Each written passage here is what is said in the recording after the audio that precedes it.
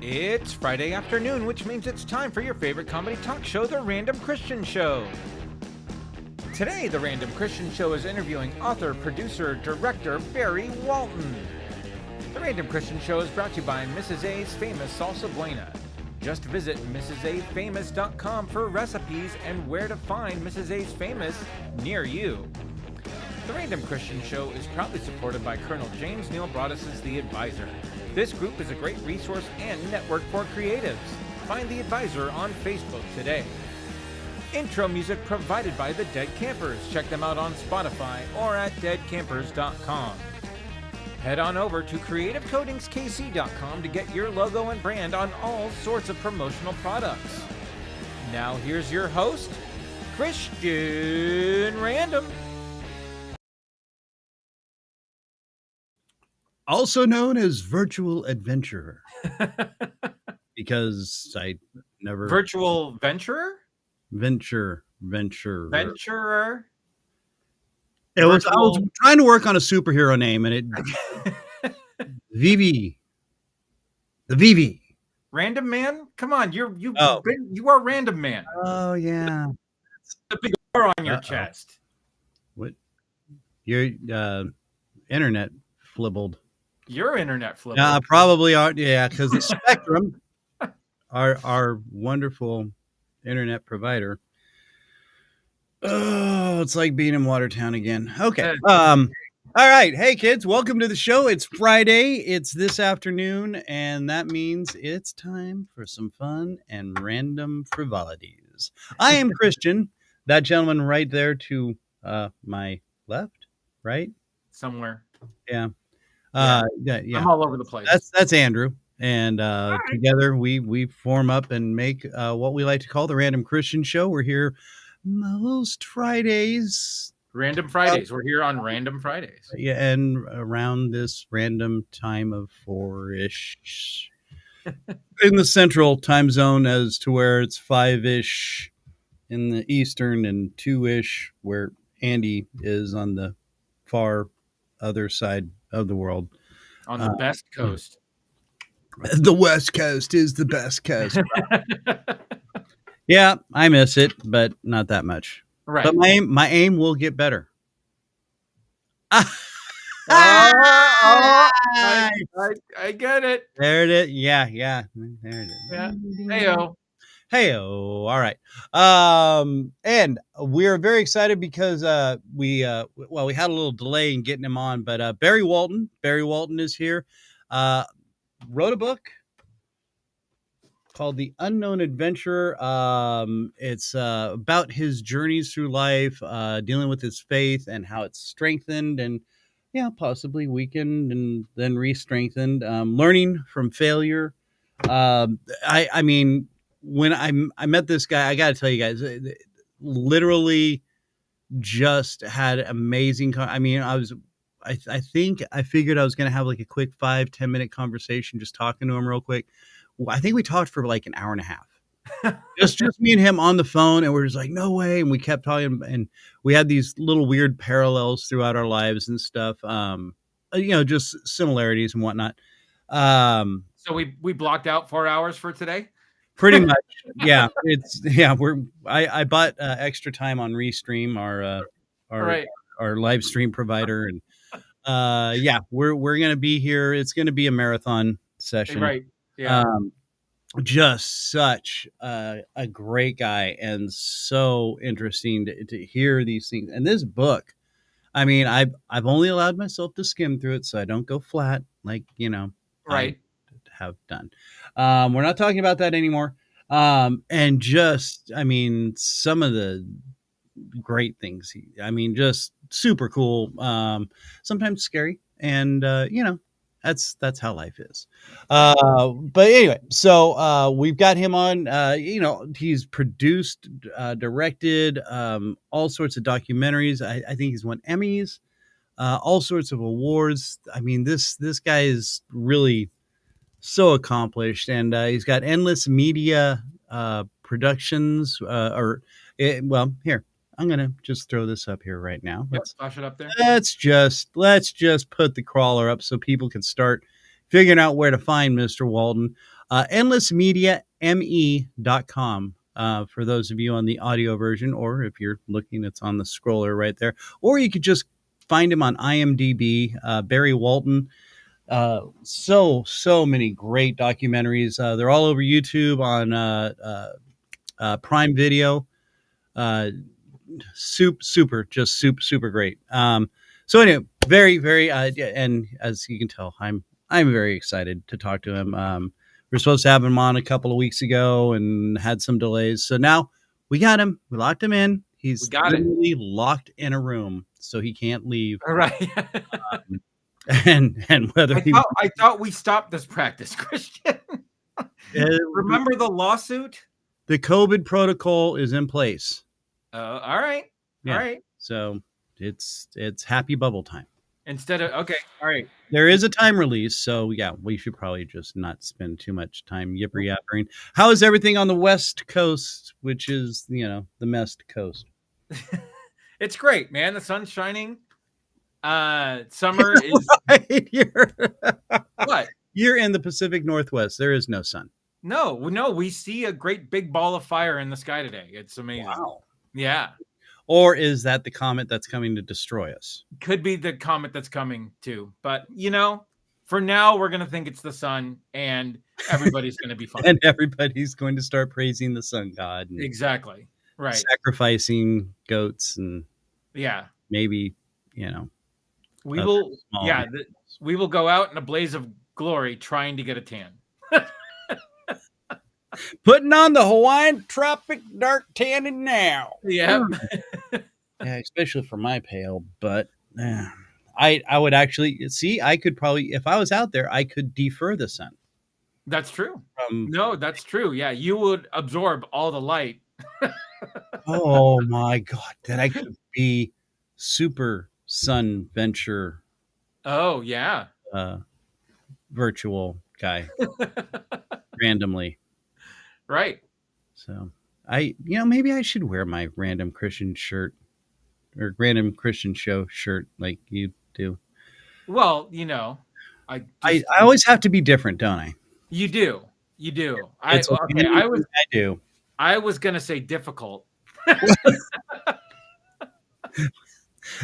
Opinions vary. Opinions do vary. Yeah, you were going in a little bit different direction there. I tried. Always have to be difficult. I'm just being random.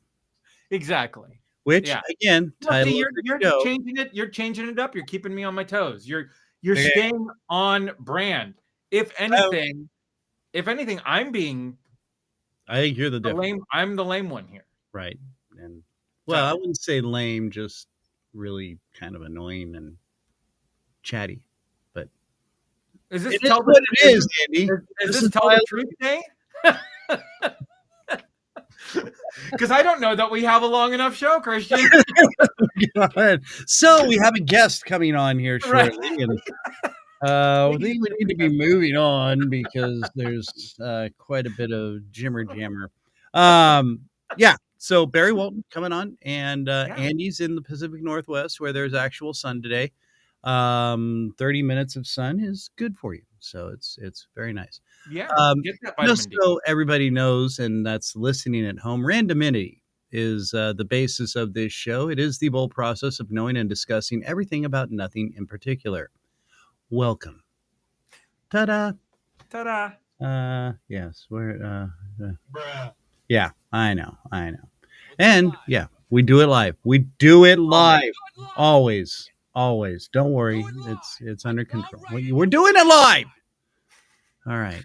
That could be part of the problem. We don't like to edit. Yeah, maybe you should. Okay.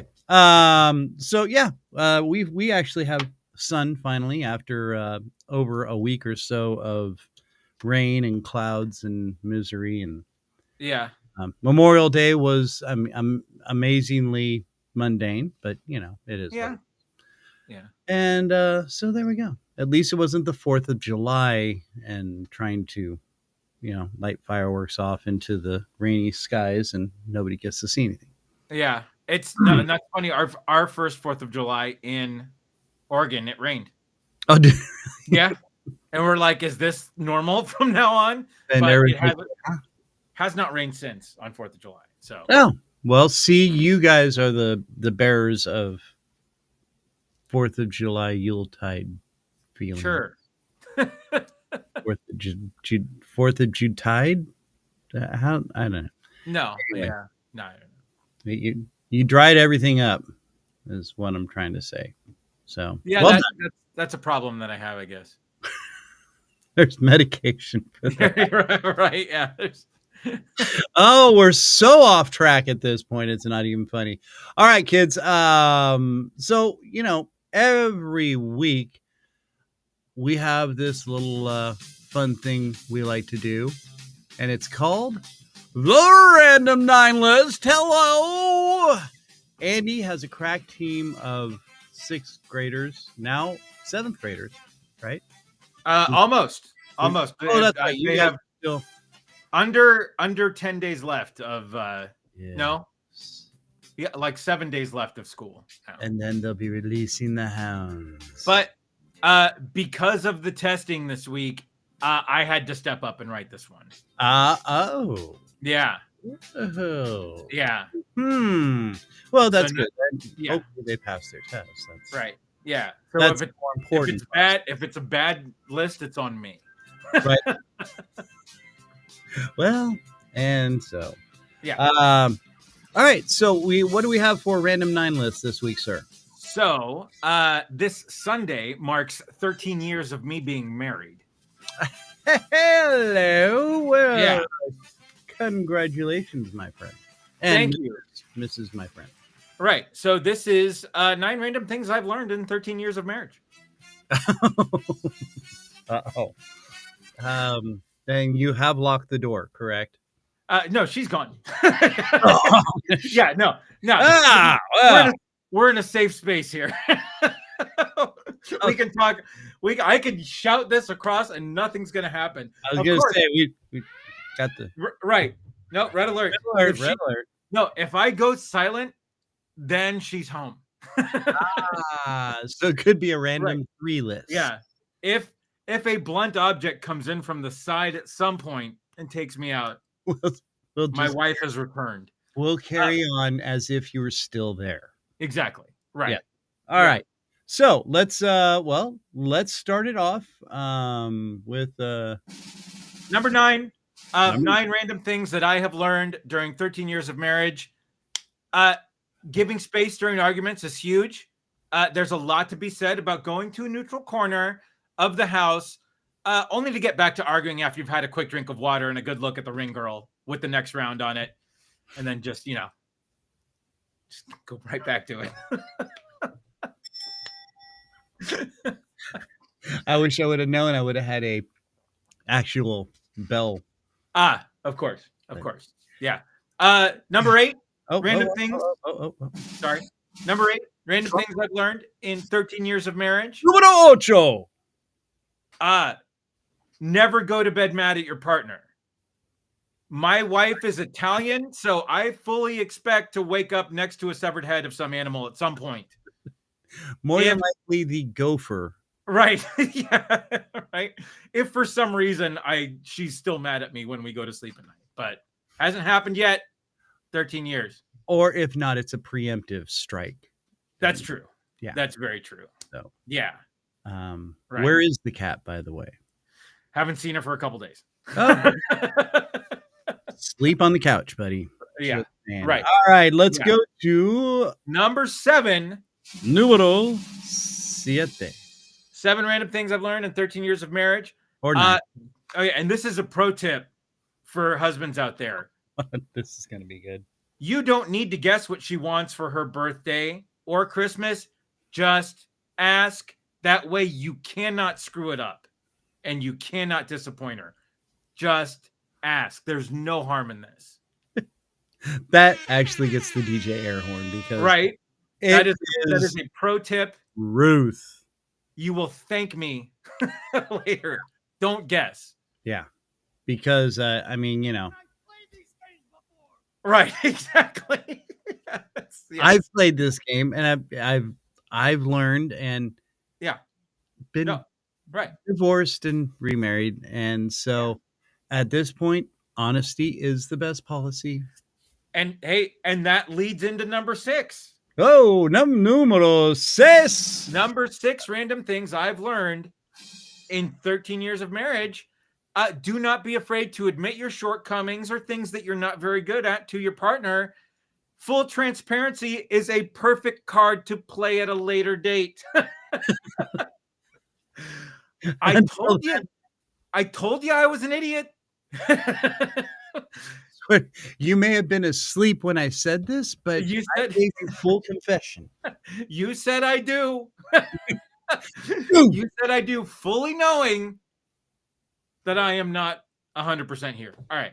Great. Yeah, I use that on my wife. I said, hey, you put the ring on it. Right. Exactly. Yeah. Hey, we both had to say I do.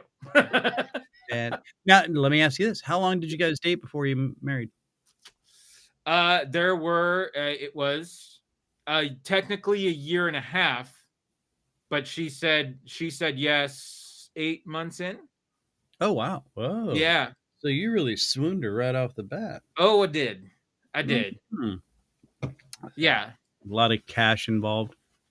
Oh, yeah. Yeah. No, heavy bribes. Heavy bribes. Yeah. Yeah. Right. All right. Where are Number we at? 5? Numero 5, golden random list. Number 5 of 9 random things I've learned in 13 years of marriage. Do not keep score. As men, we like sports and we like keeping score with certain things in certain ways. But if you think that things are going to go 1 for 1 in your marriage, you are totally mistaken. Because we're always wrong. Yes. Always wrong. Right. I mean, what are you thinking? Right. Do not keep score. No. That's the underlying. Yeah. Otherwise, it's that and then that. So. Yeah. And you're sleeping on the couch with a severed cat head. Right. Exactly. Wait. Shadow, no. All right. Oh, Shadow. All right. Number 4 golden random 9 list. Sorry. Learn your partner's favorite restaurants and your favorite dishes at those restaurants. That way, when she asks where you want to eat tonight, you immediately go down that list. That will save you so much time. Yes. Yeah, that will save you so much time. Dude, that's pro tip. That is another pro tip. Yeah. Yeah. Because you always, let's go out. Okay, where do you want to go? I don't know. Right.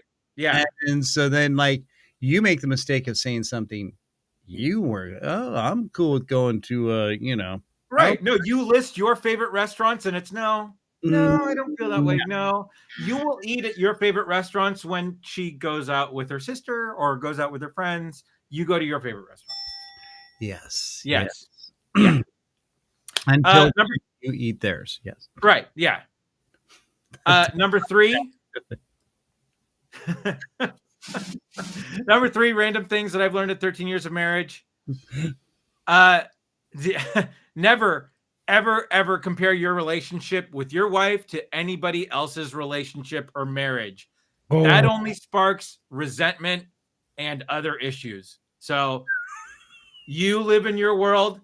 Whatever happens on Instagram or down the street, that's their world. Your world is your house. Yeah. Please, anybody who's in a new relationship, do not compare. Heed those words. Yes.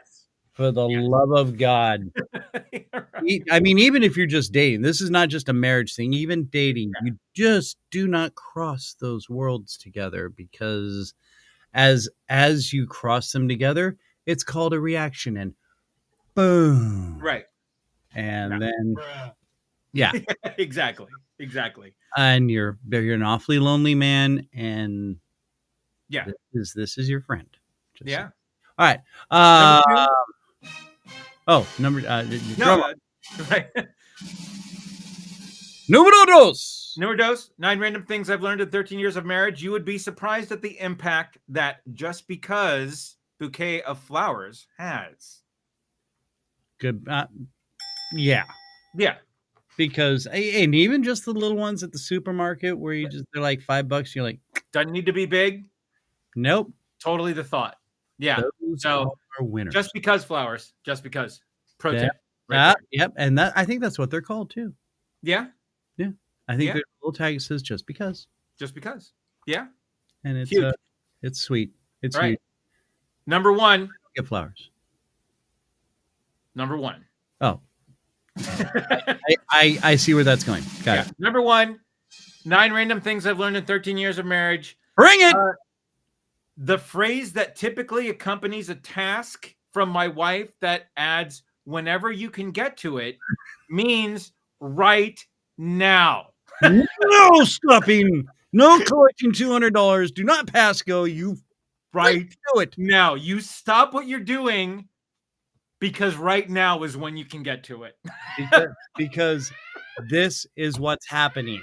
Exactly. And everything inside your brain is saying, oh my God, what am I doing? What do I do? Right now. Yeah. and you just don't stop. No. Yeah. Hip-hop. So yeah, that's it. That's it. That was and incredibly insightful. Well, as humorous as some of them sound, they're very important, guys. Right. No, heed my word. And women, I think. Right. No, it is. They go both more ways. For guys. More for right. Guys. Yeah. Really. Don't keep score. don't keep score. Just no. Do what he says. Just right. do what he says. Don't. And you can replay it later on YouTube or Spreaker or Spotify or wherever you listen or watch your podcasts. Because, good God, Andy, that was probably the most important, wonderful random 9 list that I think we've ever done. Well, thank you. No, thank you so much. Thank you so much. Well done. Although there is sort of a bonus one, right? Oh, whoa. No. Whoa. Stop the band. Yeah. All right. So what's going on?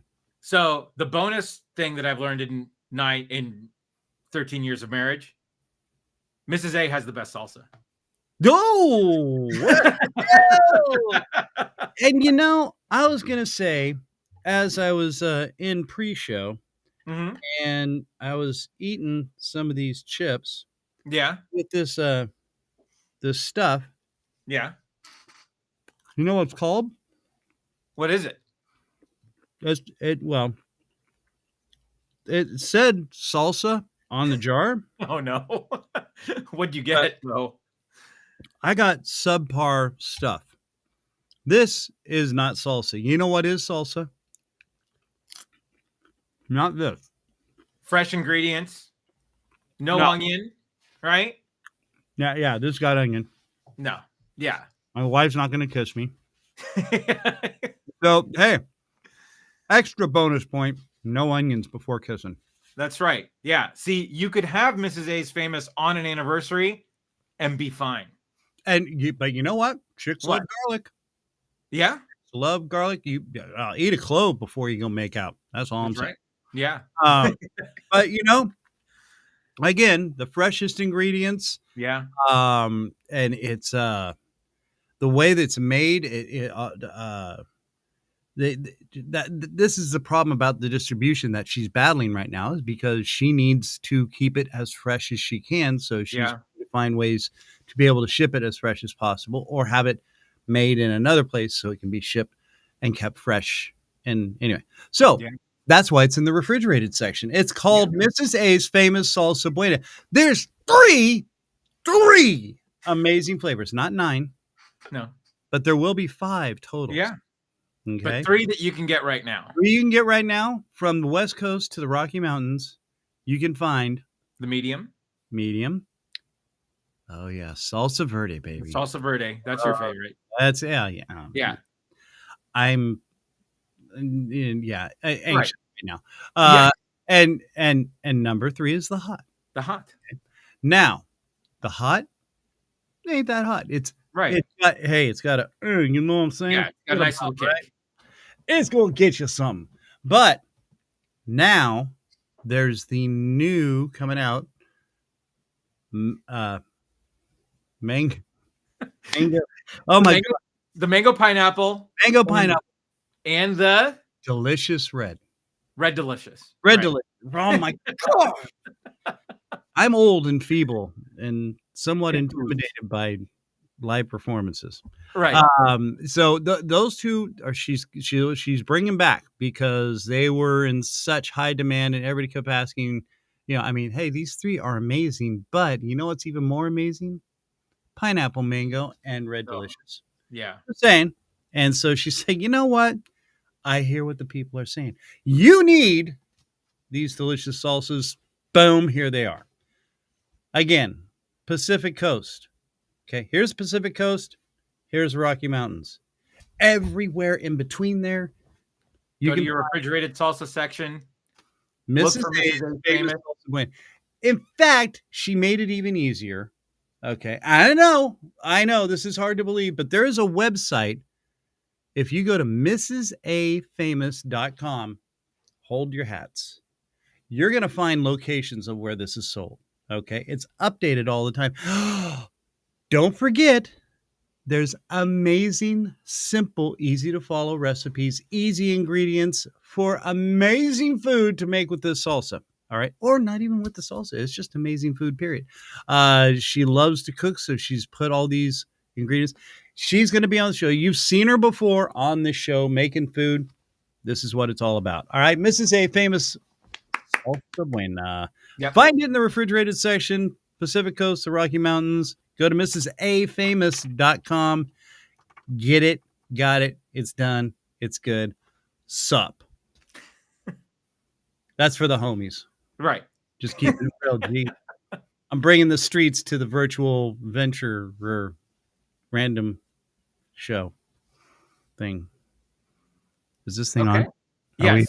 Yeah, no, you're on. I wanted you to sweat for a little bit. Welcome to the show. Hi, I'm Kristian. That's Andy. I pointed the right direction again for like the 4th time. Thank you. All right. So what are we doing? We have a guest. We do have a guest, don't we? I got so caught up with the salsa and the amazing random 9 list that you dropped the knowledge on, Chi. Oh. You hear it? You hear it? It's happening. This happening. Is what's happening.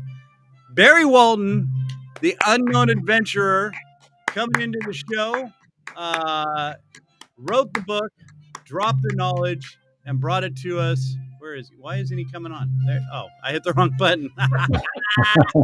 That's an adventure in itself, just being on this show. Hey, I made it. How you doing, my man? Well, you guys left me in there for a while. You left me in that box for a while. Yeah. It's hermetic. But you're out now. You're free. I wanted to. I was taking notes on that marital advice, and I was kind of thinking to myself, well, that's pretty. There's probably a lot of accuracy in that. I kind of like that. That was good. That was well done. That's well thought out. Thank you. Definitely not written by 6th graders. Right. Yeah. No idea what we're talking about. Right.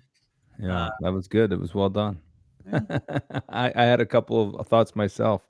The last one was the best one too. Oh yeah. Dude, it's right on the nose. Right. Yeah. Now the music won't stop. And you guys should have shipped me some of that salsa. Huh? All I'm saying is that we're trying to make that happen. Well, actually, Andy can go buy it at a store because he's on the West Coast. Right. Yeah. But no, we can get some salsa. I think. No, you guys don't have to do that. I was giving you a hard time, but I would have joined in that endorsement. You know what? Nothing's better than salsa. We should make that part of the sponsorship deal. She sends salsa to all our guests. That's a great idea. Great idea. I think how huge would that be? We get the guest endorsement as well. We're on the show every week, so we should get weekly supplies of salsa. I would not be mad at that. Neither would I. But right. Yeah. But this show isn't about salsa, is it? No, it's not. Every now and then. It's about I'm pointing the wrong direction. I figured it out. You guys are over here. Right. Yeah. I made sure I sat on the right side over here. You guys are over. Right. You guys are over here, not back there. I know where you guys are at. We try. I keep switching Christian's chair in the studio. That's why he can't point the right direction. I mean, I'm literally looking at you guys, and I'm looking into Kansas, and then, like I said previously, we were talking. I'm looking all the way across the country. So this is it's a straight shot, baby. That's all I'm saying. It is. I think you're right. It's like a constellation, right? It's certainly very close. Just a kind of sad snake. One very bright star at the bottom, but then two very dim stars.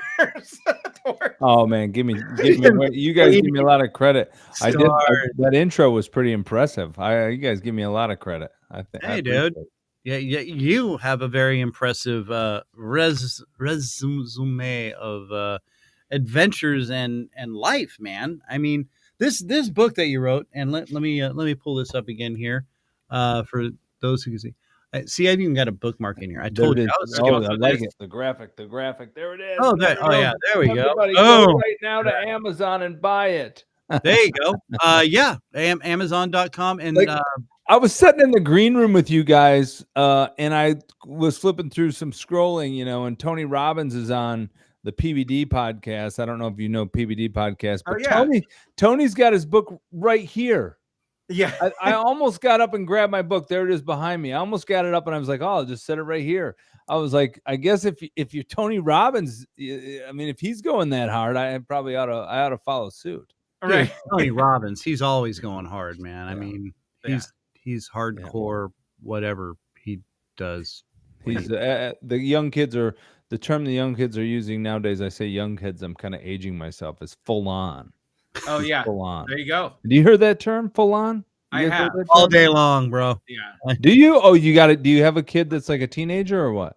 I have a 12-year-old. Where did full on come from?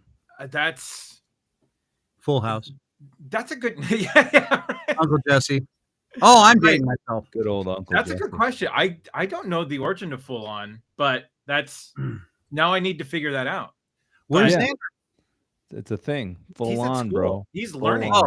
Yeah. We're full on right now. We are. No, we're full on interview mode. Just in case you got a youngster out there watching, we're full on right now. Bruh. All right. Now I'm putting the hat back on. There we go. There we go. Yep. What's up, bro? I like it. Hipsters. No, that's horrible. Oh, no, Will, boo. Oh, yeah. Yeah, I took my man bun down today. Well, the term blue line on. Hipster is a negative connotation, but the premise is that you're up to speed with the times at some level. Yeah. The bad part of it is hipsters have never been through any actual struggle. In general, the assumption is you've never actually had to struggle, and so like it's and they got their own lingo too. Appreciate you. Remember the appreciate you? Yeah, dude. Yeah. Appreciate you. Yeah. Appreciate you.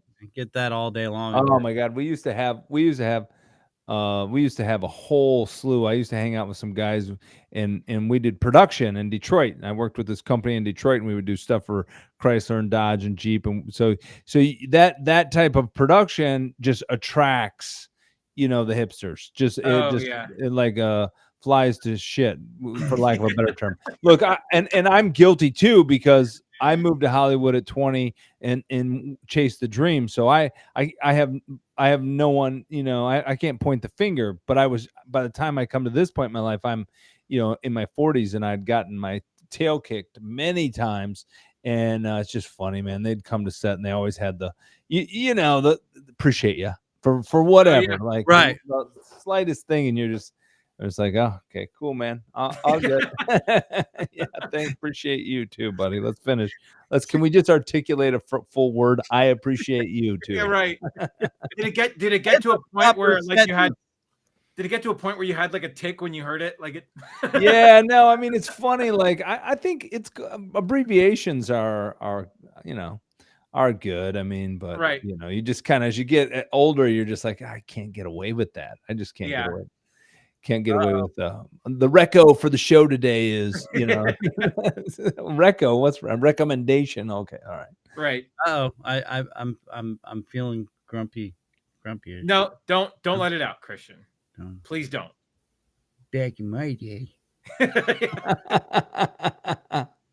we never used sentences. We just throw things at people because we want to get their attention. That's our way of saying appreciate you. It's appreciation of nothing. Flabbity flab. All right, sorry. No, that was good. Sorry. That's good. Where's that guy from? Give me his backstory. That's What's that guy's backstory? I got the back of my hand story for you. That's how we did. Back in the day, you didn't ask questions. You didn't appreciate nothing. Nobody appreciated anything. We just walk around. Oh, this sucks. Everything's horrible. Oh, I wish I could just rip my face off and bleed on these rocks. Oh, wow. That really got dark. No, it did. It did. Oh. Yeah, I'm glad you got out of it, though. Yeah, I'm out. All I'm right. back. I'm back. Okay. And I went full on 90s. Yeah. Bruh. It's the salsa. It's the horrible salsa that I'm being forced to eat. Mrs. A. All right. Anyway, so back to you, Barry. Welcome to the show. Hey, thanks. Good to be here. I'll try to act a little more. So regretting this decision. I'll try to keep it reeled in here. And not get too off the rails. Not run with this too much. I get excited, man. I'm in this. I feel like I'm part of this group here, and I just want to run with it. Right. Dude. That's the whole point of this, man. Yeah. Barry Walton, producer, director, now author, The Unknown Adventurer. You can find it on Amazon, and now, isn't it on Barnes and Noble also? Yeah, it is. BarnesandNoble.com or in the store. Now, Barry, I know you've won a bunch of awards. How many awards have you won for your documentaries and docuseries? Oh yeah, I mean a lot. He's getting all humble. No, I know. Like no, let's not talk about that. I'm getting uncomfortable. Tell me more. I'm tired of talking about me. Why don't you talk about me for a while? Yeah. I mean, I'm proud to say, like, I won an Emmy when I was working with the Detroit Pistons on a documentary. But I think actually, and you can see just the edge of it over there. There's a documentary that I did called Empty America when the country shut down during COVID, and I drove almost 8,000 miles, basically the circumference of the U.S. From Michigan out to the West Coast through Las Vegas, California, and Las Vegas, and into Los Angeles, California, and then back to DC and New York and everything in the middle. And I was filming the empty cities, and I was recording, dialogue on the AM radio, AM and FM radio technically, but I was finding it fascinating to dig into AM because that's where you really got, your voice that you were just doing. Like you would literally have those people calling into radio shows and going, our lovely government, and all its amazing people, and it's some lady in the middle of Arizona desert, just like living among the Red Rocks, which, totally. My name's Barbara. Let me tell you something about this government. chain smoking individuals just out there, which I love personally. I mean, I love a good character. So this isn't me slandering that. This is me just this is just kind of what I was kind of coming across. Right. So I made that, and that won 18 Best Documentary Shorts, which is one of my pieces that I'm most proud of. And it's actually not that well known because it got labeled as COVID content on YouTube and suppressed. And I have a story behind that. But I'll unless you're really interested, I'll save the details. We've all heard that a million times on all that, but it's not even, like I'm a no conspiracies, no coincidences guy. So for me, that's kind of where I am with it. And frankly, like I wasn't taking it just happens. Yeah. I wasn't taking a position. This was all stuff that was on radio and I literally tried to cut NPR. I tried to cut an NPR soundbite next to a Fox soundbite, next to an AM radio soundbite. And literally, I just went through this loop of like sound bites. That's literally how I did it because I recorded it all the way across and I found these great bites. But man, then I put it out there and I'm like, conservatives were hitting me up. Why do you have all the liberals in it? Liberals were hitting me up. Why do you have all the conservatives in it? I'm like, you know what? You're all in it. And you kind of all suck right now. Yeah. and the libertarians are just sitting back on, you see, told you. Yeah, exactly. So I'm very proud of that. And there's other things as well. I got my posters around, and I've won minor awards here and there.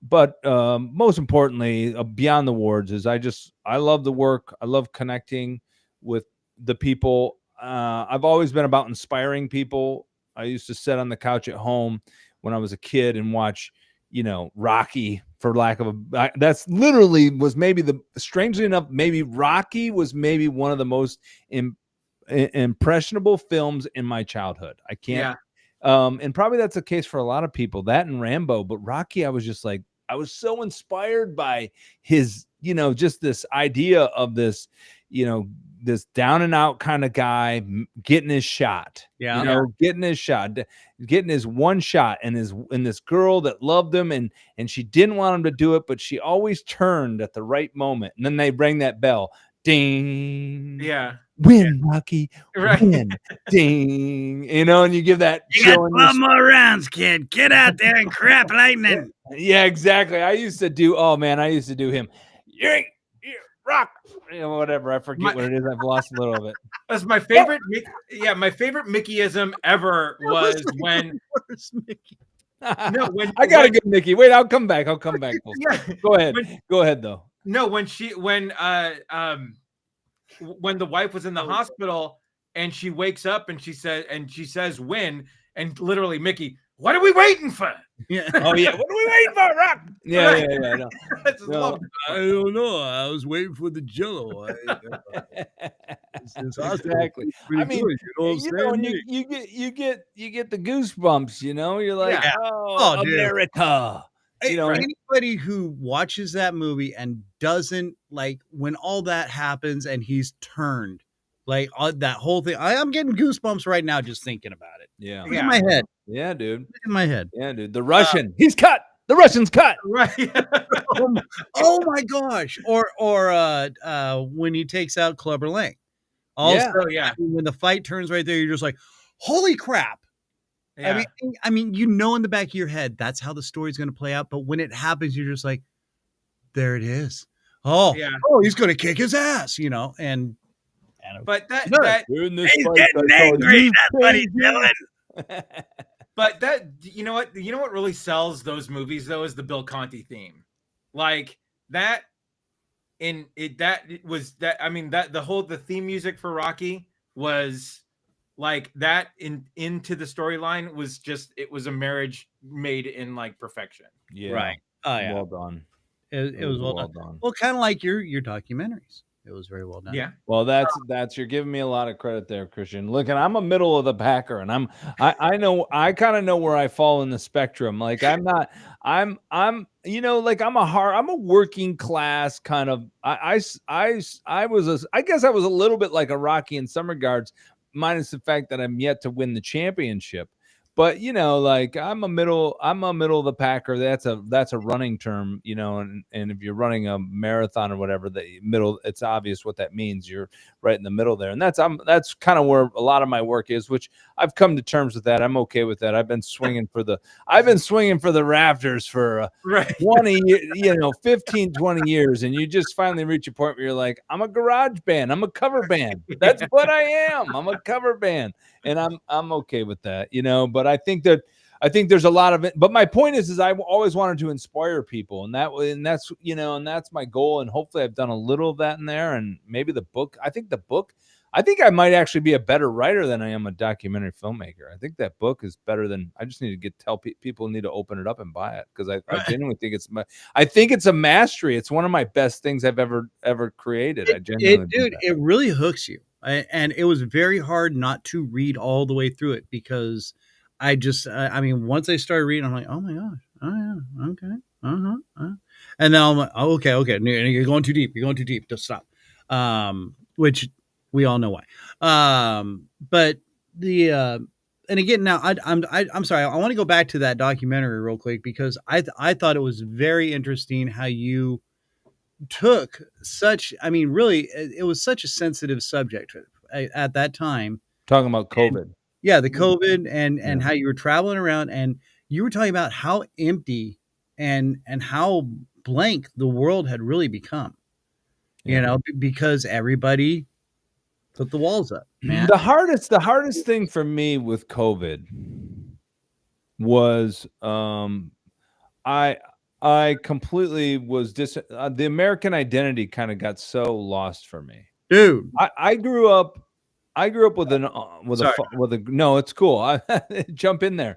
But No. I grew up with my grandfather went to World War II, and my uncle Wolf, Dane Wolf, and fought in World War II. And That is a cool name. yeah, no, it is a good name. And by the time I got to know these guys, especially Wolf, because my grandpa died when I was young, but I got to know Wolf later in life in my teen years. Like, he was such a legend, man. Like, this guy, this is the type of guy who at like 7, maybe 82, went turkey hunting, and I'm embarrassed to say this, but accidentally shot his foot off, literally. And they had to take him to the hospital. He went into the doctor. The doctor came in his room and he's like, "Give it to me straight, doc.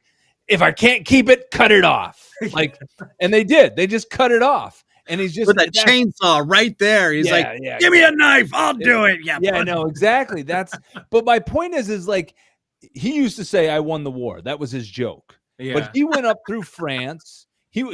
First he went up to Italy, into Germany, back down to France, and then back up into Germany.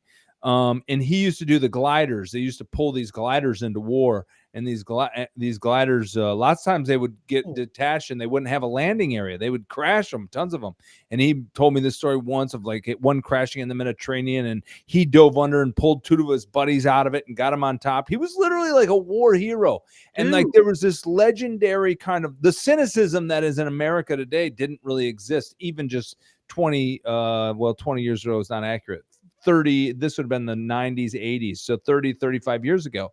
And so like, my identity had always been stamped in this idea that we are this courageous, free country. Now, it kind of got tainted after 9/11 because I didn't really buy into that bullshit a little bit, especially after they moved from Afghanistan and they're like, "We're going this way, and we're just going to take a left turn and go in here." Right. And you're like, wait, what? I mean, I'm not that smart of a man, but I can tell that terrorists, the common joke is kind of like, that these terrorists living in caves are not like sophisticated enough to come and destroy us. Like, Right. I get that something bad happened. We had to respond. Anyways, I don't want to get caught in the minutia because I'll be disenfranchised because I'm not a minutia detail guy.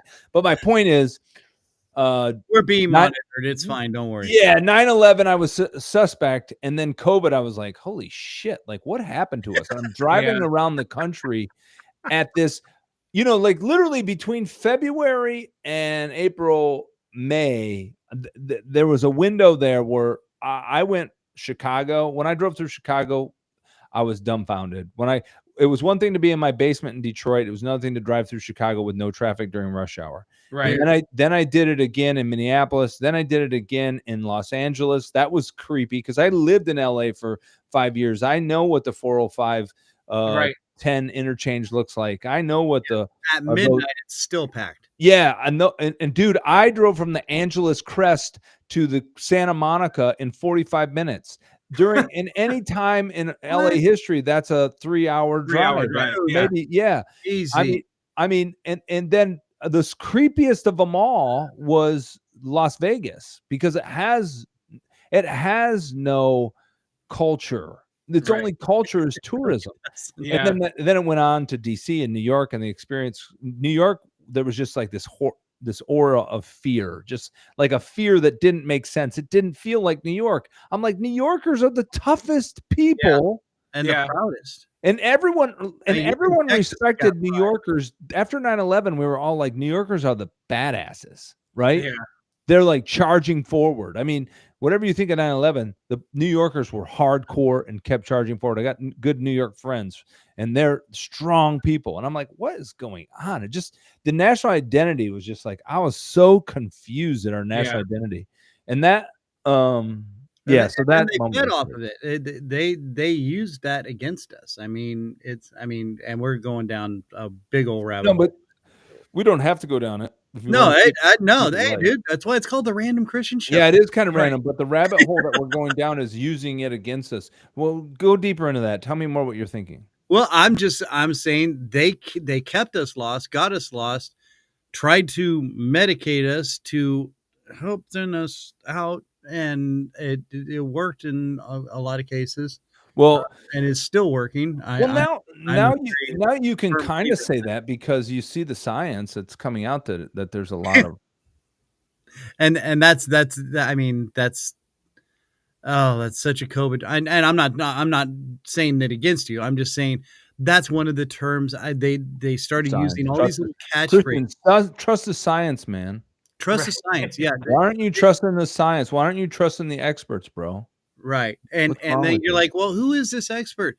This Dr. Fauci? Oh, you mean the guy who basically didn't really, but oh wait, no, he did develop AIDS. Okay, sorry. And then he created a disease and created a cure-ish kind of thing. And I mean, dude, there's so No, I'm with you. Look, here's my thing. I'm So I'm about to explode. actually on my second book. And Oh, my second book is the retelling of this experience of driving around the country Oh, during wow. COVID. And uh-huh. I'm also weaving in the American journey in it. So, for example, I'm driving through. I'm writing the section now. I'm on my second passage, so I've written the book out already. It's 150 pages. I think it'll be like 200 pages when it's done. But I'm on the section right now where I'm going through Wyoming, and part of the story of American migration west. And so I went through Mount Rushmore. Lots of opportunities to talk about American history there. So while I'm experiencing all of the COVID experience, I'm also questioning in this new book the American identity, which I think is actually going to be a smash hit. This book, like, It and I'm questioning the American identity, and I'm asking people are we who we say we are, and if not, how do we get back there? Is the question I'm posing. in Oh, this book, oh, right? oh, But dude. my new thing. Oh, I got the bell. That was sick, dude. I wanted to get the bell more. My new thing is I'm done. Is COVID was an op. COVID was an op. Like, and that's not even conspiracy. That is. No, I Come- work. bring it. Come COVID on. was an op, and I can go into that more too. I don't want to completely ramble, but COVID was an op. It really was. Dude. It was a well-run operation. And listen, you can debate all day on how it got out of the lab and did they do it intentionally or didn't they? I don't need to have a It yes was answer. a bat. No, Yeah. but I don't even need a yes answer on that. It's just like I don't need someone to tell me that God is real. Right. There's enough evidence of it to kind of come to a conclusion, right? And Yeah. so for me, the COVID, I work in marketing and media, and that's the other part that I'm introducing in this book is like how marketing and media has changed in the since 1940s, 1960s, Oh my and God. how they've zeroed it in. And so when I look at COVID, not only is how the virus was released in question, but the coordinated effort among all institutions that were aligned across the board, minus maybe I can't even call out a solid fracture where it was like, oh, they weren't on board with it. The coordinated effort across board, like we do campaigns for auto industries that cost millions of dollars across all platforms. And we don't do as well alignment as they did for COVID. And that was supposed to happen randomly, never before, first time ever experience. And all of a sudden, we're getting Sunday game day calls of the deaths that are coming out by April on CNN every day, as if as in the reality, and you can, and I don't need to go into the details and fact check and stuff. That's not what I'm here for. Right. But you're just like, that's not suspect. Right. Yeah. There are no coincidences. There are no conspiracies. There are no coincidences. That's all I'm saying. You know what I mean? Well, that's the title of your book right there. Is it? Yeah, Well, maybe that's the subtitle. Or maybe There you I go. was gonna keep it Empty America, but maybe you're right. Dude. I feel like I got some brand. Maybe I feel like I have a little bit of brand, a little bit of what do they call it? Brand awareness in Empty America. So I don't know. No, dude, that's oh my god. I maybe- want to read this book now. Yeah, this is gonna be a good one, bro. And we'll come on when that's out. And I'm working hard to get through this one. I want to get it done before. I want to get it done in the next 4 years. Let's say that. Okay. And for those of you on the audio version of this, we got Barry Walton, The Unknown Adventurer. It's the book he just wrote. It's out on Amazon.com and Barnes and Noble. Yeah, here's a picture of it with oh, there it is, right there. Right. Get it. Get the audio book. people can't see it, but yeah, Buy the book right now. yeah, We're go gonna get sit it. here and wait until we get. It really it hooks you really right off from the beginning. I just found it incredibly interesting. Again, just only skimming through it. I haven't done the deep read yet because that's just how I am. But now, No, that's fine. I mean, you even mentioned that ahead of time, so it makes sense. right, and yeah, we all know the theory. They've seen the horrible show where I did all the research. There has to be some surprise in this show. You know what I mean? There has to be an element, and you're the one you're the host, so you've got to gain some amount of surprise in all of this. Well, that's what that's my opinion. That's what I think. That's what I told Monica that one time. Monica. Surprise! That was good. I think that was a surprise. Oh, I better stop right there. Pause. Hey. There are children watching this show. Sorry. See, I got caught Hey, up. look where you're leading us into trouble, man. I'm trying. I know. to I am do the such thing, a bad influence. Oh, Look at it's Andy. all right. He was It's so civil and calm, and You know, there's got to be two ends of the spectrum. You got to That's have right. two ends of the spectrum. somebody's got to be the straight guy, right? Yeah, you got to keep it settled. You got to keep it straight. Yeah. I gotta be the crazy guy. But no, seriously. I mean, I just love the way you didn't really attack in that documentary because I've seen parts. Again, light skim, but you didn't attack. What you did was you were explaining and bringing the depth of what was happening out there, and I thought it was just very cool the way you approached it. What crap. Well, the goal was just to have it be a mirror. Yeah. And it really was. I mean, it was honest. And people And saw I what know they it want. People scared saw the what they wanted to Crap see. out of people. Yeah. Yeah. It scared the crap out of people because it was honest and it was real, and I didn't see a whole lot of that from a lot of other people that did their documentaries and our presentation of how we felt COVID and shut up. You over commercialized political bastard. Do you remember the last part of it though, where there's this old school preacher, and I'm kind of showing Arlington Cemetery and our World War II veterans? I may not. Like I said, That was my part. That was when you were talking about that. Like I found this old school. It was funny, man. When I was driving, it's amazing the stuff that you traffic on AM radio when you're driving across the country. But I just found this old school preacher, man. I almost think. Can you bring stuff up on the show? Can you bring a clip up? Yeah. Yeah. Let me see. Bring this clip up and play this for a second. All right. Let me send you a link in the chat here. Okay. We got Barry Walton, producer, director, author of The Unknown Adventurer with us. We're just randomly talking about some of his work and how we feel. We're touching into our feelings as well, kids.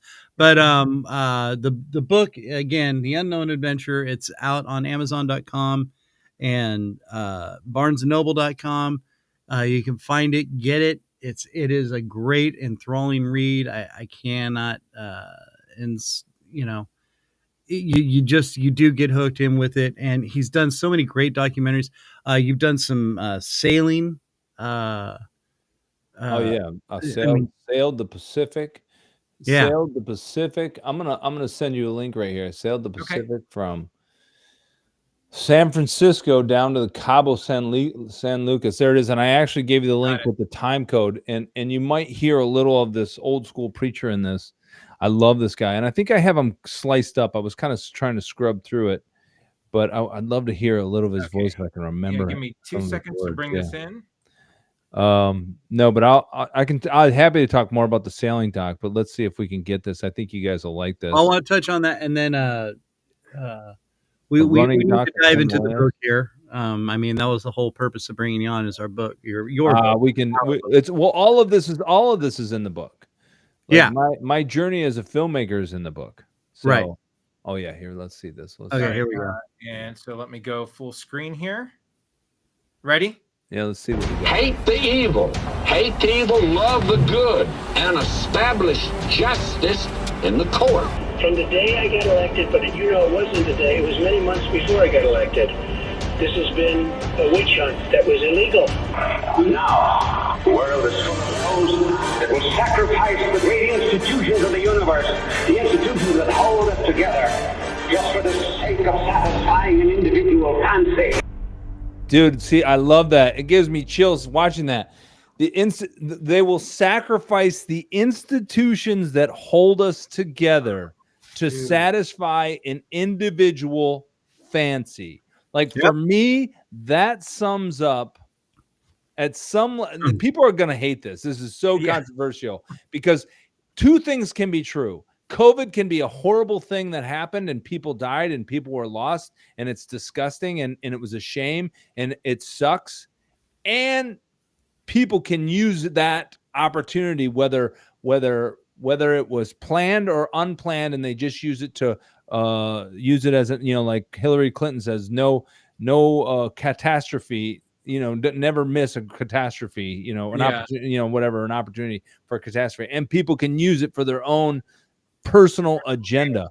And dude, what disgusted me most, see, one thing that we didn't see in 9/11, and I think after 9/11 we became very cynical because I think a lot of people after 9/11 setup. Oh, well, afterwards people started to question it, and I watched some stuff recently that I'm like, man, that's like Building 7 is the most unanswered question, right? But yeah, it's like no building in the history of the world has fallen on its own from a fire. Right.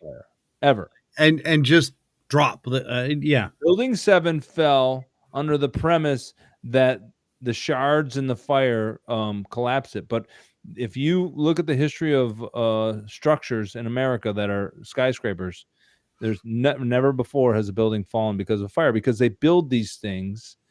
The steel is treated at such a high temperature. Right.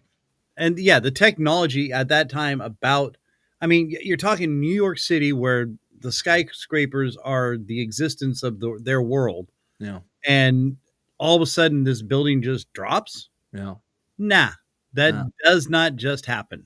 No. And not from some shards from this and that. No, because I'm telling you that every time a bird flies into one of the windows, the building might as well just blow up. And 102 firefighters reported that they heard explosions before it collapsed. Right. But anyways, on that topic, I just loved that soundbite when I was going through the country. I found that old school preacher. And I feel like that really just summed up, for me, that summed up maybe not COVID, maybe not the disaster of COVID. Let's just assume that COVID happened exactly how they said it happened. It sums up the war that was going on, political war that was going on. And it was, all of our institutions were compromised. And you can see that in all of our institutions. No one trusts the institution anymore. Right. Corporate media is at the lowest it's ever been, and it seems to keep going lower. I can't believe they haven't folded. I mean, I feel like we should be seeing the same experience that we saw with the newspapers when they collapsed. But I think that pharmaceuticals keep their doors open. If they ever made a law where pharmaceuticals couldn't advertise on TV, I think we'd see bankruptcy across the board. Do you see how many pharmaceutical commercials are? I mean, insane. I don't even watch anymore. One- I can't. One I can't. or two. I mean, even on your streaming shows, Insane. probably this show right now through Spreaker, we're Right. getting. I'm just saying, iHeartMedia, I'm sure does it.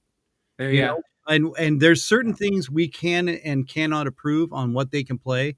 I disapproved any political, and what was it? I can't remember the other one, but there's another one. I'm like, no, if people listen to this show, I don't want them hearing any of your political crap. I don't want to hear any of your greed. I don't want any of that. This is an open show. I want people to be able to enjoy it and have a good time, you know? And so here we are talking about getting. Are you guys having a good time out there? Yeah, you're damn right they are. You guys having a good time? You better be having a good time. If you're not having a good time, you're going to own nothing and be happy. Right. You'll get nothing and like it. You're going to own Dad nothing used to and say. you'll own nothing and be happy. That's Klaus Schwab. Wait, if someone didn't write a script for that guy. Right. Yeah. How is that guy not an actor in a movie? I mean, that's next level. That guy's next Yeah. level. And the fact that he's not seen as a villain. Have you guys seen the documentary on the Rajinis? I think they're called. It's a cult that started. Hey, you should know. It started out in Oregon. Oh. Yeah. Oh, Rajinis was a huge I haven't cult. heard of this. It was. It's on Netflix. You look it up. Okay. It was on. This guy was fascinating. It's a huge cult that started, and they primarily existed out somewhere in Oregon. And I think you're in Washington, so you're Spokane. No, I'm Oregon. No, he's Oregon. Yeah, capital Salem. Yeah, they were out in the east, out in the prairie lands. But the Rajishis or Rajinis. Let me look this up real quick. You guys ever use ChatGPT? Oh yeah. What was the cult? Let me see if I can find this real quick. This could be interesting. Let's see. Hold on. Now I'm pushing the wrong buttons. What was the cult that was called? I believe Rajishis in Oregon. Let's see if it does this. It's transcribing right now. Yeah. No, that's not helping me out. Anyways, Rajneesh. It's Ragneesh. Is that it? Rajishis. It's on Netflix. I'm gonna find it. Rajneesh movement, also known as the Osho movement. No, was that in Oregon? Was there something in Oregon? AI to a new level. We've totally corrupted it. Oh, the Rajneesh movement in Oregon were followers of Bhagwan Shri Rajneesh Osho established a massive commune in the early 1980s. No easy the juice. Wasco County, near Antelope, Oregon. There you go. Okay. Had 7,000 people. Anyways, the guy who the guy who was the head of it, he would wear, and you can see some of the videos. He would wear those suits with like this the things that would come up like this, like what Klaus wears. Right. I'm like, how do people not see that guy is clearly a cult leader? Oh my gosh. How is that? How is that not exclusive society, a cult leader? How is that not seen? But anyways, who am I? Yeah. How did we get here? Because we're on the Random Kristian Show. I don't know. Yeah, like I said, we've gone down such a rabbit hole. I don't We've even gone know full where we're random. at. Well, We it all lost started everybody. with Did your we lose amazing everybody? documentary, and all right. So let's talk a little bit more. I mean, you've done several different styles of documentaries and docuseries, right? You've done some series. Yeah, no, my history starts. Don't be humble. No, I'll try. My history, what really inspired it is I was working in San Francisco for a company called Hoff Productions, or MHP, back in the day. This was in the early 2000s, and I was doing shows for Nat Geo. I did a series, a show of Defying Niagara, of going over Niagara Falls in a barrel. I called, and this is in the book too, I called all these stuntmen that went over the Niagara Falls, and I found it. I got an investigator. They dug them up, and I called them and had these amazing talks with them, and we created this show. I dug up all this great archive, and I fell in love with it. it was the greatest experience of my life. I couldn't get enough of it. And it's weird because like probably, you guys probably have this at some level too. It became like an addiction. I just love documentary films. So I did that, and then I did more shows, but I started doing my own. And my first personal one was I shot was this one over here. It's a sailing documentary that I mentioned earlier. I sailed from San Francisco down to Cabo with 3 friends in a 24-foot sailboat. Again, it was kind of self-centered. It probably wasn't that interesting on a documentary style piece. From there, I went to the Hurt 100. I filmed a guy I knew who founded Ultra Sign Up, which is the biggest ultra sign up website for races in the country. I followed him. He ran the Hurt 100. Then I went to the Himalayas, and I filmed a piece in the Himalayas about ultra run. And there's a couple other pieces in the middle. And then most recently, I filmed a guy bike across the country. I love America. So I've just fallen in love with America. So after Empty America, I literally followed a guy who biked from San Francisco Bay to Chesapeake Bay across the country. Wow. But what's most interesting about that, I mean, the bike ride was cool, and he suffered and he struggled, and he had to go through the California fires, which knocked him off the course. And then he had to go through, his car got washed away in a flash flood in Utah, literally washed away in a flash flood in Utah. But what I found fascinating is across the country. Now, this is 2022, so or maybe it was 2021 when we filmed it. I think it may be 2021. Anyways, the point is all this tension in America was going on in this post-election, like it was like Civil War-esque. Oh yeah. And I just started talking to Americans and ask them how they feel about America. And I, from a chain smoking, speaking of the chain smoking kind of people in the desert, from a chain smoking person in the desert. Babs, don't worry about it. No, I mean, I was talking to someone out on the alien, what's it called? The Area 51. Out by Area 51. Yeah. It's the extraterrestrial highway.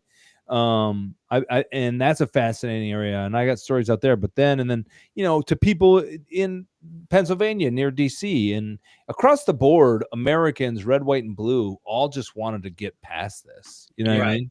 They wanted to get back to what it meant to be Americans. The American identity it's impenetrable. We are the there's one thing. It's like the ideals of America. Let me just say the ideals of Americans. They don't always match up to the reality, but by and large, Americans want those ideals more than anything. They don't want communist, socialist ideology coming down our throats. They don't want too much government in us. They want the freedom to make mistakes and have individuality. And this whole movement that we saw for the last decade, maybe or so, and I be careful where I begin and start with that, just politically, but it's been a long period, Yeah.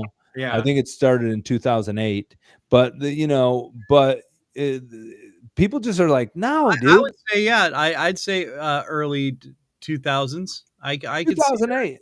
They don't get the bills. We don't get the bills passed because I'm not the same color as the other guys on the dollar bill. That kind of insidious shit that's like undermining culture, and that's not unifying. Listen, we all thought we were voting for another. Who's the guy who changed South Africa? The famous leader. I'm retarded. Oh my gosh, dude! There's a billboard I see. We just if we had any legitimacy, we just lost it. Right. What is his name? Good Lord, Andy Goog. I was completely total brain fart moment. Literally, there's a billboard I pass every day. It's something about history and Mandela. Thank there you, go. Nelson Mandela. God. Damn, what's wrong with us? Can we edit that piece out? Nelson, listen, I'll be honest. This is why we should edit. This might mend the divide, or it might make it worse. People go hard in one direction in these days, and it's hard. And I think that pulls an audience, but I don't always think that's the right decision. But I voted Obama. That's a sin, so against probably people's assumption of me, I voted Obama, but I thought I was voting Nelson Mandela. And Nelson Mandela, what he did in Africa, and they're not doing it now, obviously, South Africa, What he did in South Africa is he used sports to bring people together. He recognized the unifying power of sports, and he was an amazing unifying character. We did not see that after 2008. And so that's, I think, what I was hoping for is unification. I saw this subtle, insidious collapse. No, and we by the time we got to created more Biden, division oh my God. than, I mean, It's crazy, dude. All these subgroups, all these classes of people. oh Are my you kidding me? Get me Can we started. have another class of people? And people who don't want to be classed at all. Yeah. Can we have the pink bunny? You know, like Ralph from the Christmas Story. Can we have the pink bunny suit class of people? Right. I thought you were talking about Ralph on The Simpsons. Remember It's Ralphie? lower, upper, I'm middle, a middle doorknob. class. That's what it is. I'm kind of wearing Ralphie glasses. Oh yeah.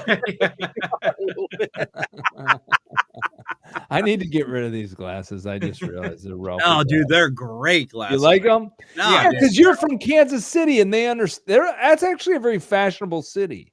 Oh, I thought you were going to say we were a bunch of nerds. No, you're not. I love Kansas I'm City. originally from the Bay Area. And you're a little bit liberal in the heart of Kansas City, but it's a great city. I'm surprised for being in the middle of the country. No, dude, and seriously, that's why like I said, I came from California. I lived a few different places, but I moved from Arizona out to Kansas City on a total whim, had nothing else happening. And the first day I was here, I just fell in love. And that entire week, we just drove around. I was just checking places out, trying to find a job. And, I've told this story before, but just standing in line at a supermarket, I was grabbing a few things to munch. And this lady sitting there talking. And again, California attitude. I'm just in my own happy bubble. And I'm not, and she goes, so what do you think? And I'm like, I'm sorry, are you talking to me? And she was having this wonderful conversation with me that I was like trying not to be a part of because I'm trying to be in my happy bubble. I'm just a person all by myself. Leave me alone. Yeah. And so then I started talking, and we were talking like we had been old friends after a while. And she's like, okay, well, thanks. See you later. And I'm like, that was the sweetest, nicest lady. And she was just, buying groceries. Like there's humans here. Yeah. And this is a place that has humans. All right. and ironically enough, Kansas City just got listed as one of the most dangerous cities in the US. And Really? and I lived in Inglewood and down, I've lived in some rough areas out in California. Yeah, there's crime everywhere. But I think the thing is, because especially in the Midwest, we get this, it's, they're just so nice and so mellow. We are, but now somebody's trying to screw that up because they want us apart. They don't want us together. They don't want us unified. And I don't think it's winning right now as much.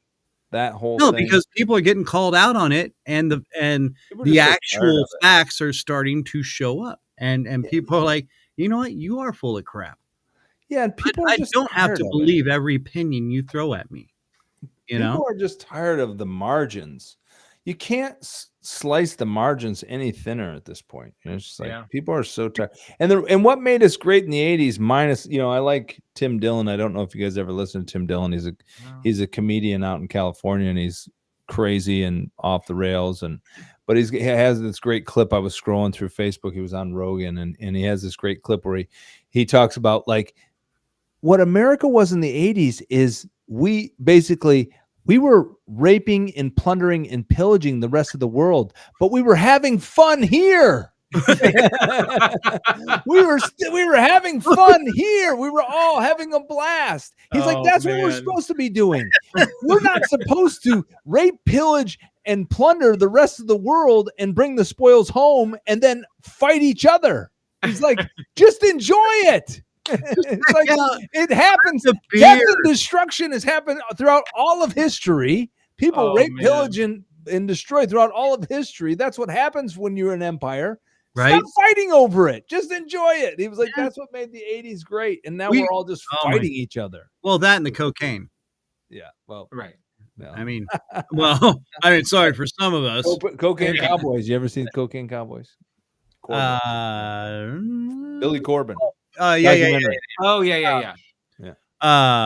Okay. Anyway, Pulling it back in, reel it back in, reel it back in. I know. Oh Get off the cocaine. Listen, you're a bad example. Gosh darn it. We're trying to make this show legitimate. I'm sober now. I'm okay. It's okay, past. good, It just left some gaps in the memory. And where are we?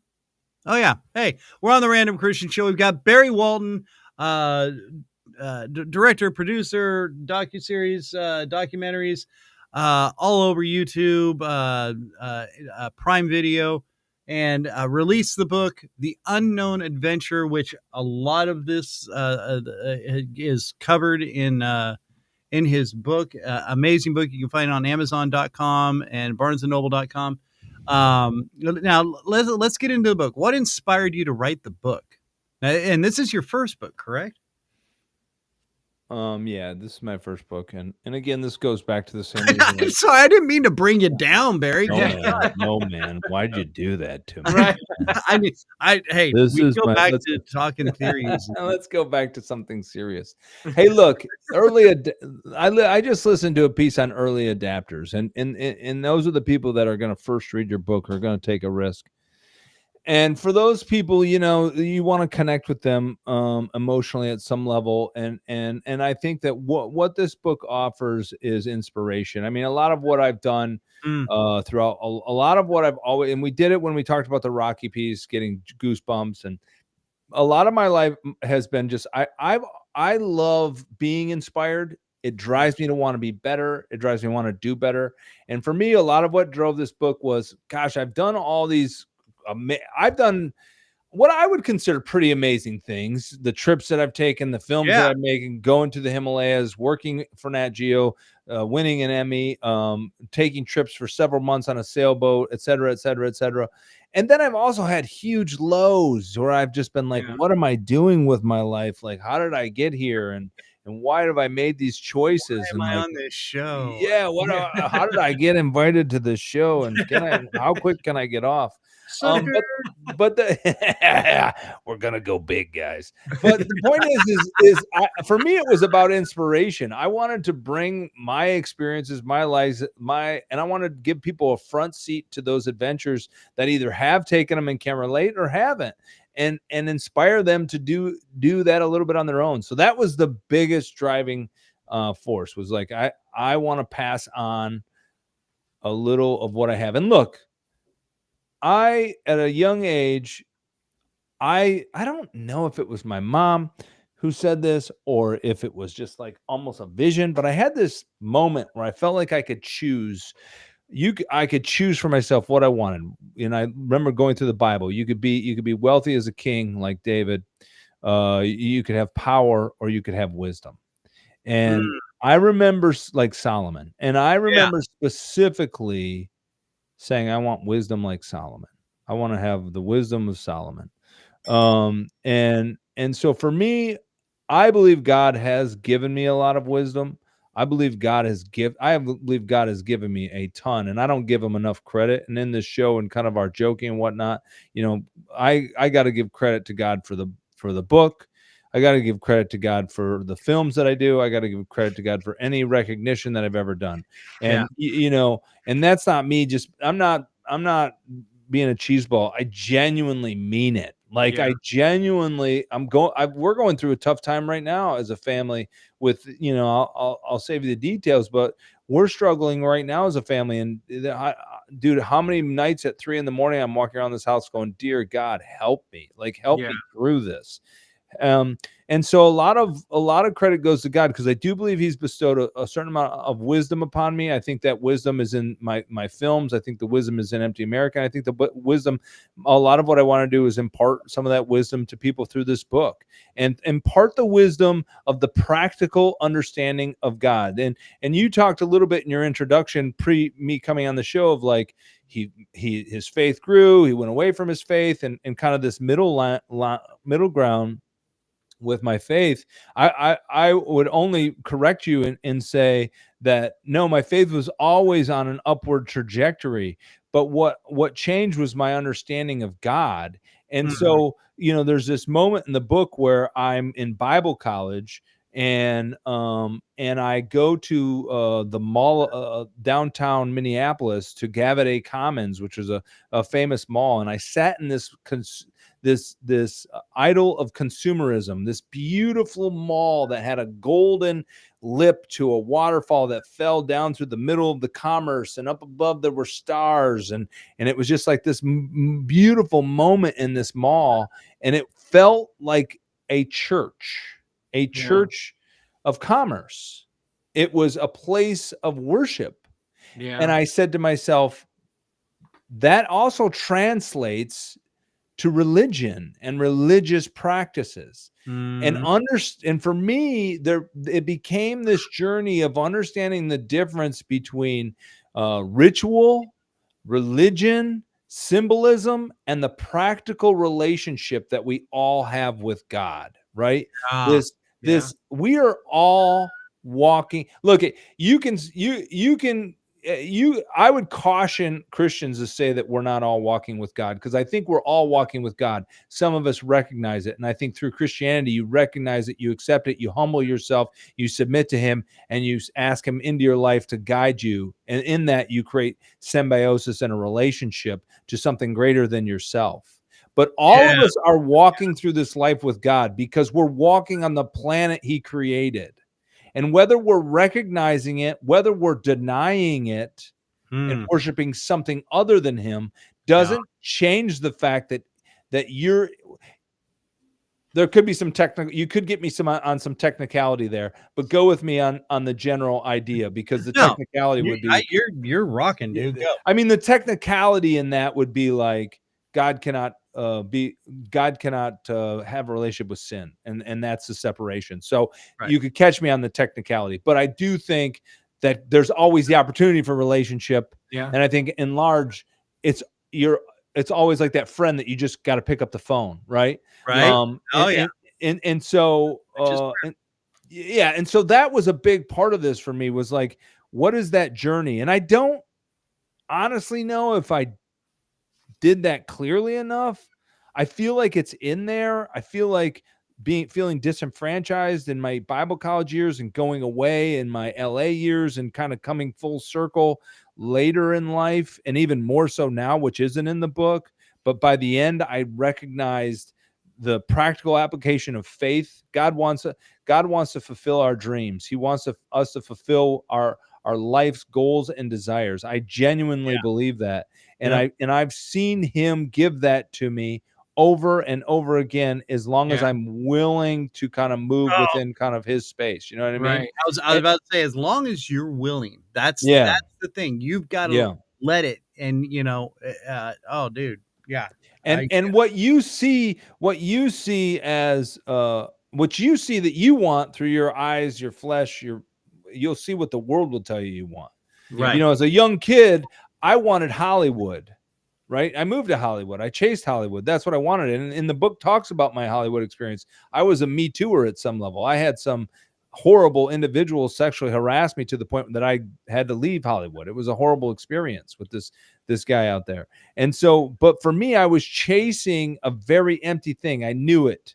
Even amidst that experience, I had like rock star trips where I went to South America with a film crew, and I did all these things. And I was around Will Smith and Jennifer Lopez, and I was just recently scrolling through and saw an old clip of Jennifer Love Hewitt. I was on sets with her, and I was around all the people that were around them. Right. And it was a very shallow, because I pick up on energy and depth in people. Yeah. And I pick up on that stuff quick. I think it was a very shallow and empty experience that I was unfulfilled by. So I left in search of that. And so my idea of fame, once I began to be open to like, well, okay, God, where do you want me to go with this, began to shift. And I went on this journey. And part of this book is about that. It's about that search. And people are going to read this and go, man, dude, you were sinned a lot. You screwed up a lot. You did a lot of dumb things. I'm like, yeah, that's what humans do. Right. That's what we do. How do you learn? By being perfect? No, you learn by screwing up. Yeah. And then instead of keeping screwing up, you don't screw up anymore and take that lesson and move on and make a change. Yeah. And yeah, okay, I guess, and you're right. I'm sorry, I worded it wrong. I didn't mean that you fell away. But Oh, yeah, it's fine. You were just going off the cuff. I'm just clarifying yeah, because I'm just clarifying because I think actually my faith was really in the early parts of the book when I go off to Bible college, my idea of God, so separation of my idea of God versus my heart and my understanding of God were completely different. And this is where religion plays such a big role for us because as humans that's symbolism and ritual. Our minds are built that way because that makes sense to us. And actually I don't think it's bad. right. But the priorities have to remain that the point of it is to seek God, not to seek ritual, not to seek like process, not to feel Right. good about yourself. But so those things are of value. But my point is my faith was actually weak and it slowly grew over time. It took a really long time. And in those days, my idea of what God was, I'll go to church. I'll be around Christian people. I'll be around the Christian events. I'll blah, blah, blah. I'll do the things that everyone says brings God, like he's a gypsy, like he's a genie in a bottle, Okay, now I think there is a lot of misconception about that. Oh yeah, you go to church and you'll become so and so. No, it's being around the community and the right community also. Okay, I agree. Yeah, anybody can go to church and show up and then leave and whatever. Okay, and then they can turn around and get drunk and drive and kill, a classroom full of kids. Just horrible example. I'm just saying that's how it can happen. But take it to the extreme. There's people, you get a good church with a good community of people that, whether they know you real well or not, they'll still listen. They'll help you, when you need help. When you're worshiping, you worship together as a unified group, and you feel that. And again, that's the Holy Spirit working in you and all through all of you, and it connects you all. And again, that's not every church. That is not every church. It could be a small part of a church, but it's not every church. Trust me. I've been to quite a few. And that's why I stepped away from religion for a while. I'm like, I know better. And so I moved away from it and I started studying philosophies and all sorts of other religions and just doing light skims. I'm like, no, it's not right. No, it's not right. No, it's not right. Closest thing I ever got was Taoism, because Taoism was about love. And if you read the Bible, the one thing that comes back is God is love. God just wants to love you and God wants you to love him. That's what it's all about. And if just because you love watching TV with ice cream, that's not God. Hey, some people think that, I'm so content with this and this and this. No, that's the world telling you this is my distraction to keep you from God. God is you have to listen and understand that God is in you and about it's the force. The force is with you. Yeah. And that's God. I You found out when I was sobering up. Go ahead. I found that out when I was sobering up. I used to say, I just believe in the force because they say pick a higher power, which I think is horrible because AA was founded on biblical principles. Yeah. And I think it's horrible that they tell people, just make up your own higher power. I got away with it for years.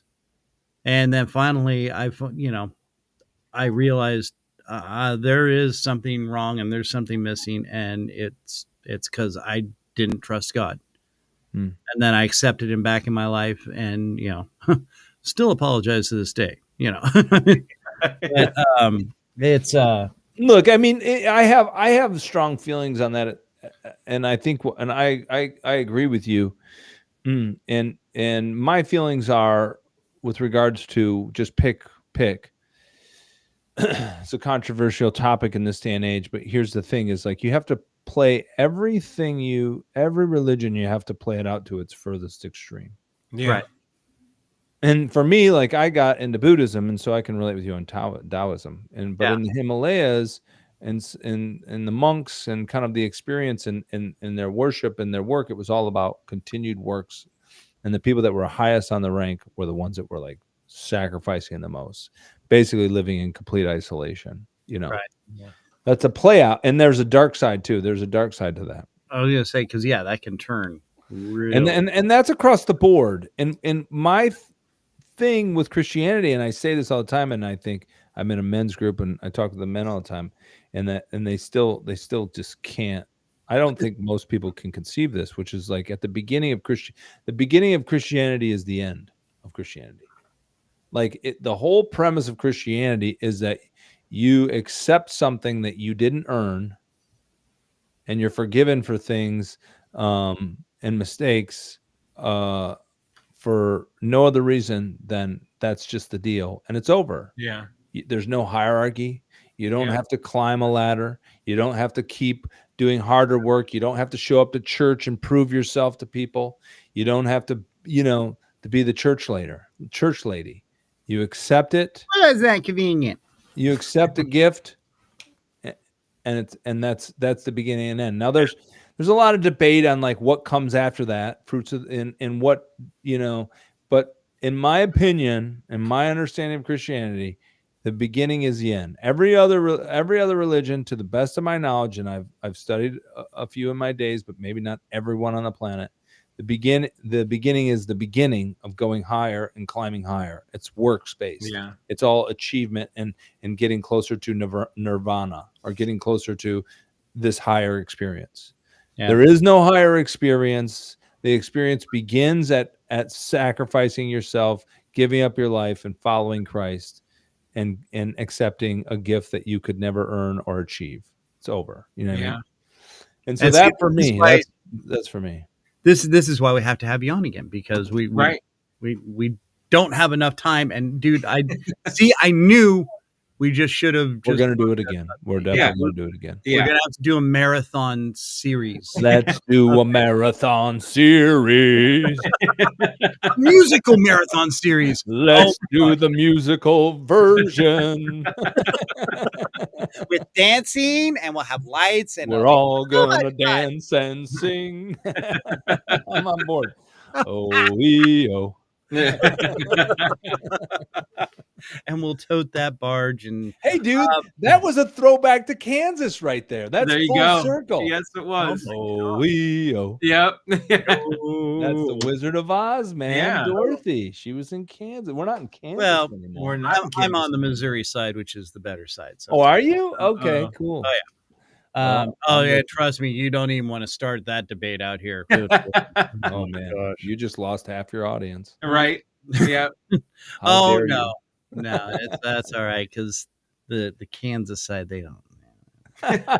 No, I love you guys. Trust me. I'm just playing Shawnee Mission and all y'all. Anyway, Barry. I mean, I'm sorry, we're running out of time. Cool. Dude. I'm good. Yeah. I'm good. We got to do some things. We got some things coming, so I'm good. This has been awesome. I'm down to come back and ramble. I'm with you. And I knew that was coming. There he is. Yeah. There's towards the end of the show, and I'm surprised it's taken him so long to say anything. But the guy up in the rafters, he lives for this part of the show. It's we bring it up to every guest, which our guest again for all of you on the audio version, Barry Walton, director, producer, now author extraordinaire. He's coming back, but listen to this show, because we just barely grazed on half of what you done. I don't even think we touched half or a quarter of what you've done, and just the amazing conversation we've been having with you. Go to endlessmediame.com or find Barry on IMDb. Check out some of his documentaries, the series he's done. He's also on Amazon Prime, right? You got a lot of stuff on Amazon Prime. Yep. Okay, so find him on there. All links can be found at Endless Media Me. Yeah. And all my links to my book can be found for Amazon. My links to all my films on Prime as well as on YouTube. Everything's on in Endless Media Me, and you'll see it on the head where the where the menu is up top, but you can Google. You'll find a lot by Googling too. Yeah. But yeah, that's yeah, an endless media .com. Go there, check it out. Find so many cool things. You will get lost and go down the well, we can just call it the Barry Walton hole instead of the rabbit hole. Ooh, I don't know. Yeah, no, let's not call it the Barry Walton hole. Yeah. No, let's stick to the rabbit hole. Right? Yeah, Yeah. we'll stick to the Barry rabbit hole. I'm sorry, you're right. But anyway, yes. All right, we're getting to it's this part of the show. It's called Random Questions. I've been saying we have a series of questions that we ask every new guest that comes on the show. It just delves into your psyche and lets us know how actually insane you are, besides accepting to come on the show. But we have a couple of base questions. Are you down for this? Or Let's do it. Let's do it. Yeah, you're damn right, because that's what we're gonna do. Fire away. And I'm trying to find the there we go. Random. There he is. There. You happy? All right. So we've got random questions. I'm saying we got 2 base questions. I think you're going to be good for both of these. I think so too. Our first one is, what is the best James Bond film? Oh, I can only say Octopussy. That's the only one that can come up in my mind. Again, there's really no wrong answer. That was Sean Connery, wasn't it? Sean Connery. No, that was Roger Moore. Oh, yeah. Well, that was an original. Octopussy. Yes, that's right. Yeah, that was Roger Moore. And who played Octopussy? What was her name? Oh. Yeah. Well, anyway, it was Roger Moore was pretty cool too. Sean Connery was the best though. I was gonna say, now who was your best? Yeah, Sean Connery. I mean, you can't. He established the game, and I mean they're all great. They all have their own essence, but I think Connery and Roger Moore, and then the sexiest voice of any man. All right. Ooh, hey. That's a pretty good dude. All right, now you're gonna get chicks. They're gonna start writing letters, and is that really Sean? Oh my god! Sean called into the Random Kristian Show. All right. Listen here, Trebek. Maud Adams, by the way, Maud Adams. Yes, thank you very much.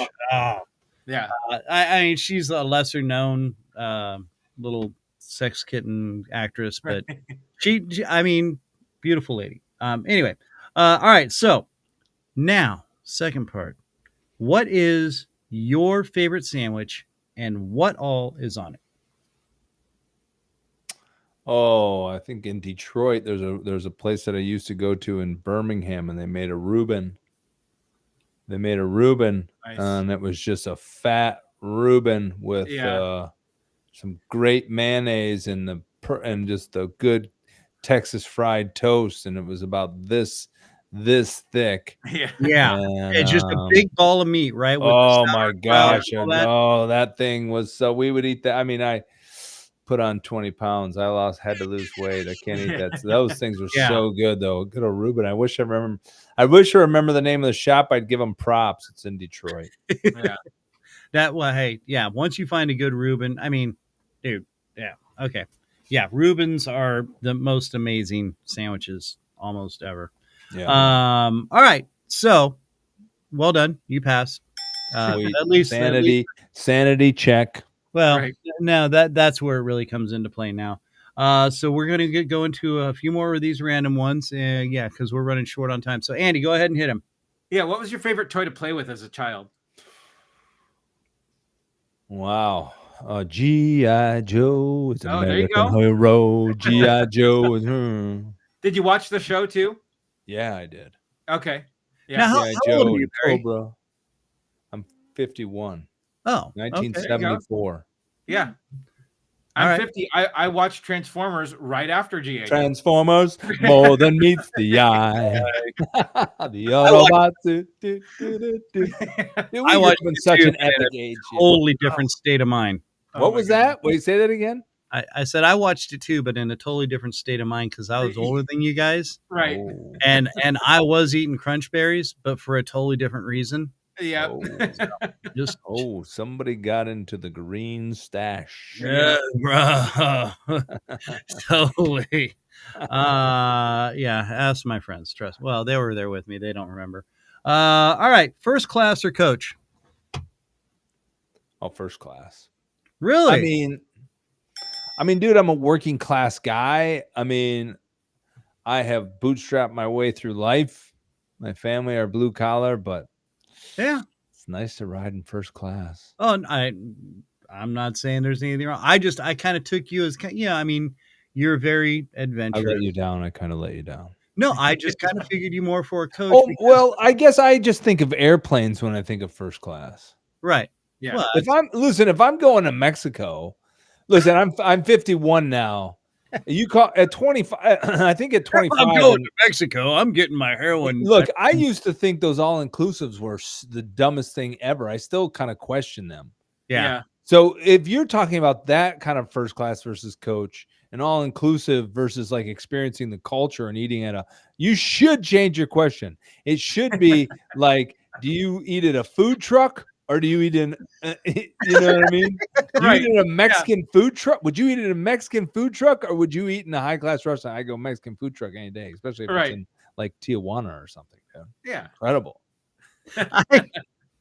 I guess Your question just drives me towards airplanes, and I have ridden and coach in airplanes my entire life, dude. And I can do another day of sitting next to a family with 2 kids, you know, Right. Yeah. or the kid that's kicking in the back of the one that's kicking in the back of your seat, and the parent won't discipline them. And Right. you have to turn around and go, "Hey, hi, I'm here. Can you?" Maybe that's my seat. That's my back. Yeah. And I know how to snap your neck without your parents knowing. I like that dark side of you. And I could rip your face off and tear your eyeballs out. It's a little bit Jack Blackish. It's A little bit on Jack Blackish. And then I'd eat your soul. And that's where Kristian went to jail. Right. And we get that and this. All right. Andy. You have a DeLorean and can shoot a documentary about any historic event. Where do you take the DeLorean to, and what event do you shoot? The mall where Back to the Future was filmed. Yes. And I redo the scene, man. And I travel in time, bro. What are you talking about? Oh, that doesn't even get a ding ding. That gets the air horn. Right. That was awesome. Nice. That was beautiful. Now my question's really, I'm like so afraid to ask questions now. Okay. You're going to be watched by one of these two. Which one do you want? Mary Poppins or Uncle Buck?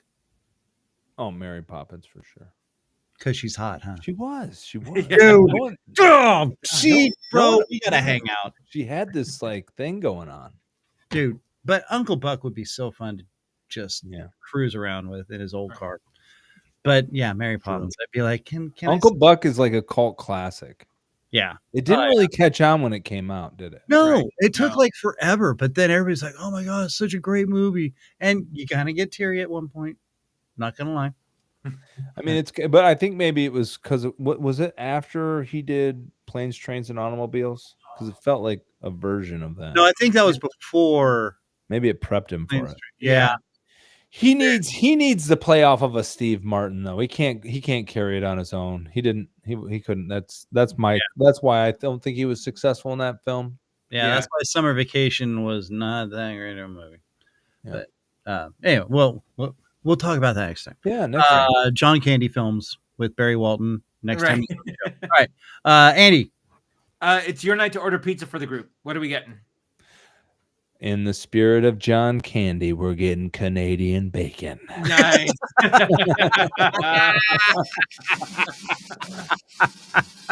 Pineapple? Pineapple and Canadian bacon. Here's to you, John Candy. R.I.P.